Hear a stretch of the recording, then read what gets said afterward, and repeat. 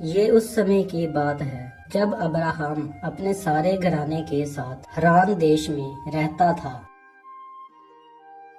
तब एक बार परमेश्वर यहोवा ने अब्राहम से कहा, हे अब्राहम, अपने देश और अपनी जन्मभूमि और अपने पिता के घर को छोड़ उस देश में चला जा जो मैं तुम्हें दिखाऊंगा, और मैं तुझसे एक बड़ी जाति बनाऊंगा। मैं तुझे आशीष दूंगा और तेरा नाम बड़ा करूंगा, और तू आशीष का मूल होगा। जो तुझे आशीर्वाद दे उन्हें मैं आशीष दूंगा, जो तुझे कोसे मैं उसे शराब दूंगा, और भूमंडल के सारे कुल तेरे द्वारा आशीष पाएंगे। तब अब्राहम ने परमेश्वर की इस आज्ञा के अनुसार अपनी पत्नी सारा और अपने भतीजे लूत को लेकर हारान देश से निकल गया। फिर जब अब्राहम कनान देश से निकलकर कनान देश में आया, तब अब्राहम अपने परिवार के साथ शकेम में, जहाँ मोरे के बांज वृक्ष हैं, वहाँ रहने लगा। तब यहोवा ने अब्राहम से कहा, हे अब्राहम, ये देश मैं तेरे वंश को दूंगा। तब अब्राहम ने वहां पर यहोवा के लिए एक वेदी बनाई और वहां परमेश्वर के आगे प्रार्थना की। फिर कुछ समय बाद देश में अकाल पड़ा। तब अब्राहम अपनी पत्नी और लूत को लेकर मिस्र देश की ओर चल पड़ा। फिर जब अब्राहम और उसका परिवार मिस्र देश के पास पहुंचा, तब अब्राहम ने रुककर सारा से कहा, देख, मैं जानता हूँ कि तू एक सुंदर स्त्री है, इसलिए यदि वो तुझे देखेंगे तो कहेंगे कि ये तेरी पत्नी है। इसलिए तू उनसे कहना कि मैं इनकी बहन हूँ, ताकि तेरे कारण मेरे प्राण बच जाएं। फिर जब अब्राहम मिस्र में आया, मिस्रियों ने सारा को देखा और कहा, ये अति सुंदर है। तब उन लोगों ने फिरौन के पास जाकर उसकी प्रशंसा की। तब सारा को फिरौन के घर पर रखा गया। फिरौन ने सारा के कारण अब्राहम की भलाई की, और अब्राहम को बैल बकरियां और दास दासियां और ऊँट दिए गए। फिर यहोवा ने फिरौन पर अब्राहम और उसकी पत्नी के कारण बड़ी बड़ी विपत्तियां डाली। तब फिरौन ने अब्राहम को अपने पास बुलाकर कहा, तूने मुझसे क्या किया है? तूने क्यों नहीं बताया कि ये तुम्हारी पत्नी है? तूने क्यों कहा कि वो तेरी बहन है? मैंने उसे अपनी पत्नी बनाने के लिए लिया, और अब तू अपनी पत्नी को लेकर यहाँ से चला जा। तब फिरौन ने अब्राहम और उसकी पत्नी सारा और उनकी सारी संपत्ति समेत वहां से विदा कर दिया। फिर अब्राहम मिस्र से निकलकर कनान देश के दक्षिण में रहने लगा। फिर एक बार अब्राहम के चरवाहों और लूत के चरवाहों के बीच झगड़ा हुआ। तब अब्राहम ने लूत से कहा, देख, सारा देश पड़ा है, और तेरे और मेरे बीच और तेरे और मेरे चरवाहों के बीच कभी झगड़ा ना हो, इसलिए तू इस देश में कहीं भी चला जा। तब अब्राहम का भतीजा लूत सदोम नाम के नगर की ओर चला गया, और इस तरह वो दोनों अलग हो गए। फिर उन दोनों के अलग होने के बाद यहोवा ने अब्राहम से कहा, देख, जिस जगह तू खड़ा है और जितनी भूमि तुझे दिखाई देती है, वो सब मैं तुझे और तेरे वंश को जुगों जुगों तक दूंगा। फिर यहोवा ने अब्राहम से कहा, अब्राहम, मत डर, तेरी ढाल मैं हूँ। तब अब्राहम ने यहोवा से कहा, हे मेरे यहोवा, मैं तो निर्वंश हूँ, मुझे तो तूने वंश नहीं दिया। मुझे लगता है कि मेरे घर में उत्पन्न हुआ ही मेरा वंश होगा। तब यहोवा ने कहा, आकाश की ओर देख और इन तारों को गिन क्या तू इन तारों को गिन सकता है? 13 वर्ष ऐसा ही हो गए। फिर अब्राहम ने यहोवा की बातों पर विश्वास किया और वहां से चला गया। फिर जब अब्राहम को कनान देश में रहते हुए 10 वर्ष हो चुके, तब एक दिन सारा ने अब्राहम से कहा, देख, यहोवा ने तो मेरी कोख बंद कर रखी है, सो मैं तुमसे विनती करती हूँ, तू मेरी दासी के पास जा, और संभव है कि मेरा घर उसके द्वारा बस जाए। तब सारा की ये बात अब्राहम ने मान ली। तब सारा ने अपनी मिस्री दासी हजिरा को अपने पति अब्राहम को दिया कि वह उसकी पत्नी हो जाए। फिर कुछ समय बाद हजिरा गर्भवती हुई। जब उसने जाना कि वह गर्भवती है, तब वो अपनी स्वामिनी सारा को तुच्छ समझने लगी। तब सारा ने अब्राहम से कहा, मैंने तो अपनी दासी को तेरी पत्नी कर दिया, पर जब उसने जाना कि वह गर्भवती है, अब वो मुझे तुच्छ समझने लगी है। सो यहोवा तेरे और मेरे बीच में न्याय करे। तब अब्राहम ने कहा, देख, तेरी दासी तेरे वश में है, जैसा तुझे भला लगे वैसा ही तू उसके साथ कर।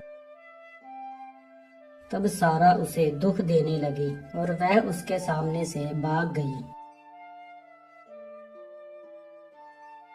तब यहोवा के एक दूत ने हजिरा को दर्शन देकर हजिरा से कहा, ये हजिरा, तू अपने स्वामी के पास वापिस लौट जा, क्योंकि यहोवा ने तेरे दुख के हाल को सुन लिया है, और यहोवा तेरे वंश को बहुत बढ़ाएगा। तू गर्भवती है और तू एक पुत्र जनेगी, उसका नाम तू इस्माइल रखना। तब हजिरा वापस आ गई।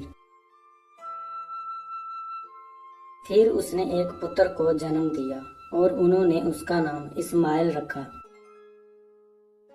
फिर जब अब्राहम 99 वर्ष का हो गया, तब यहोवा ने अब्राहम से कहा, मैं सर्वशक्तिमान ईश्वर हूँ, मेरी उपस्थिति में चल और सिद्ध होता जा।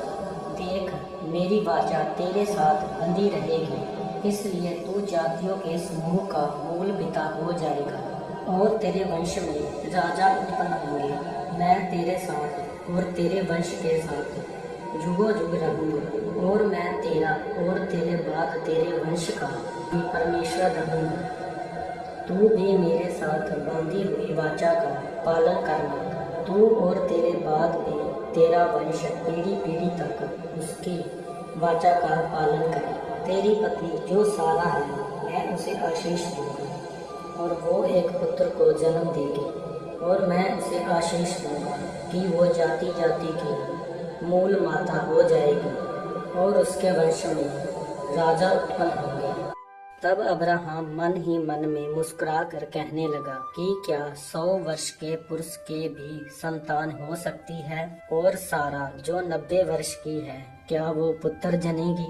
फिर अब्राहम ने परमेश्वर से कहा, हे मेरे प्रभु, तेरी दृष्टि में इस्माइल बना रहे, ये भी बहुत है। तब परमेश्वर ने अब्राहम से कहा, निश्चय तेरी पत्नी सारा के तेरे द्वारा एक पुत्र उत्पन्न होगा, और तू उसका नाम इसहाक रखना, और मैं उसके साथ ऐसी वाचा बांधूंगा जो उसके पश्चात उसकी वंश के लिए युगों युग की वाचा होगी। इस्माइल के विषय में भी मैंने तेरी सुनी है, और मैं उसे भी आशीष दूंगा और उसे फलवंत और अत्यंत ही बढ़ा दूंगा। मैं उसके द्वारा एक बड़ी जाति बनाऊंगा, पर मैं अपनी वाचा इसहाक ही के साथ बांधूंगा, जो सारा के अगले वर्ष इसी समय पर उत्पन्न होगा। तब अब्राहम ने देखा कि उसके तंबू के पास 3 पुरुष खड़े हैं। अब्राहम ने उन्हें देखा और उन्हें मिलने के लिए दौड़ा और उनके पास जाकर भूमि पर गिरकर उन्हें धन्यवाद किया और उनसे विनती की, हे प्रभु, यदि मुझ पर आपकी दृष्टि हो तो मैं विनती करता हूँ कि अपने दास के पास से चले ना जाना।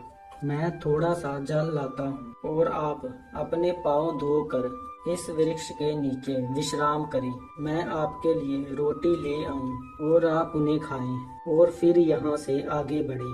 तब उन्होंने अब्राहम से कहा, जैसा तू कहता है वैसा ही कर। तब अब्राहम ने उन्हें खाना खिलाया और वह खाना खाने लगे। तब उन्होंने अब्राहम से पूछा, तेरी पत्नी जो सारा है वो कहाँ है? तब अब्राहम ने कहा, वह तो तंबू में है। फिर उनमें से एक पुरुष ने कहा, मैं बसंत ऋतु में तेरे पास फिर से आऊंगा, तब तेरी पत्नी सारा के एक पुत्र उत्पन्न होगा। तब सारा तंबू के द्वार पर जो अब्राहम के पीछे था ये सब कुछ सुन रही थी। तब सारा मन ही मन में हंसकर कहने लगी, मैं तो बूढ़ी हूँ और मेरा पति भी बूढ़ा है, क्या ऐसा हो सकता है? तब उन्होंने कहा, सारा ये सुनकर क्यों हंसी और क्यों कहा कि क्या मेरे पुत्र उत्पन्न होगा? क्या यहोवा के लिए कोई काम कठिन है? तब सारा ये कहकर मुकर गई कि मैं नहीं हंसी। तब उसने सारा से कहा, नहीं, तू हंसी तो थी। फिर खाना खाने के बाद वह पुरुष वहां से चलकर सदोम नामक नगर की ओर चले गए और अब्राहम उन्हें विदा करने के लिए उनके संग संग चला। फिर कुछ समय बाद अब्राहम वहां से चलकर दक्खन में करार देश में रहने लगा। वहां भी अब्राहम ने लोगों से कहा कि सारा मेरी बहन है, जिसके कारण वहां के राजा अबीमेलेक ने सारा को अपने महल में बुलवा लिया। तब यहोवा ने अमीलेक के स्वप्न में आकर अमीलेक से कहा, जो स्त्री को तूने रख लिया है उसके कारण तू मर जाएगा, क्योंकि वह सुहागन है। तब अबीमेलेक ने कहा, हे प्रभु, मैं निर्दोष हूँ। उसी ने स्वयं मुझसे कहा है कि वह मेरी बहन है, और उस स्त्री ने भी खुद कहा है कि वह मेरा भाई है। मैंने तो अपने मन की सच्चाई और खराई से ये काम किया। तब परमेश्वर यहोवा ने कहा, हाँ, मैं भी जानता हूँ कि तूने अपने मन की खराई से ये काम किया है, इसलिए मैंने तुझे रोक भी रखा कि तू मेरे विरुद्ध पाप ना करे। इसी कारण मैंने तुझे उसको छूने ना दिया। और अब तू उसकी पत्नी को उसे फेर दे, क्योंकि वो एक नबी है और वो तेरे लिए प्रार्थना करेगा और तू जीता रहेगा।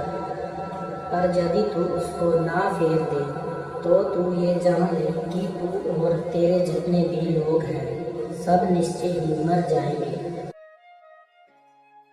तब सुबह उठ के अबीमेलेक ने अब्राहम को बुलाया और अब्राहम से कहा, तूने मुझसे झूठ क्यों बोला कि सारा तेरी बहन है? अब मेरा सारा देश तेरे सामने है। तू अपनी पत्नी को ले और जहाँ चाहे वहाँ चला जा। तब अब्राहम ने प्रार्थना की और उसकी पत्नी तथा दासियां चंगी हो गई, क्योंकि यहोवा ने अब्राहम की पत्नी सारा के कारण अबीमेलेक के घर की सारी स्त्रियों की कोख को बंद कर दिया था। और फिर कुछ समय बाद यहोवा के वचन के अनुसार सारा गर्भवती हुई और उसके बुढ़ापे में एक पुत्र उत्पन्न हुआ। और अब्राहम ने अपने उस पुत्र का नाम इसहाक रखा।